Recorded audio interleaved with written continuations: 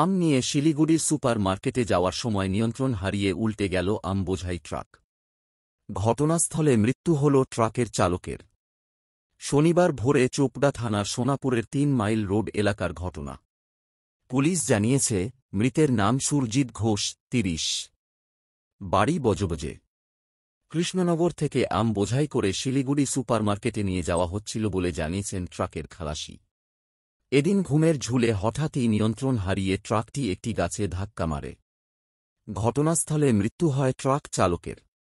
খালাসি জানান, ঘটনা ঘটার মিনিট 10 আগে তিনি ঘুমিয়ে পড়েছিলেন। সম্ভবত ট্রাকের চালকের চোখ লেগে যাওয়ায় এমন ঘটনা। খবর পেয়ে চোপড়া থানার পুলিশ ঘটনাস্থলে পৌঁছায়। পুরো বিষয়টি তদন্ত করে দেখছে চোপড়া থানার পুলিশ। আপনি কি ড্রাইভার না খালাসি? গাড়িতে কি লোড রয়েছে? কোথা থেকে আসছে?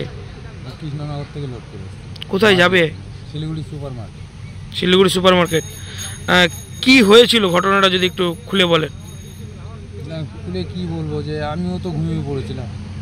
হ্যাঁ, আমি ওকে বলেছিলাম যদি ঘুম লাগে সাইড করে দিই। তা বললো তাহলে তুমি, আমি বললাম তাহলে তুই একটু গান শোন, আমি একটু হেলান দিই। আমি যে হেলান দিয়েছি 10-15 মিনিটের ভিতরেই এরকম হয়।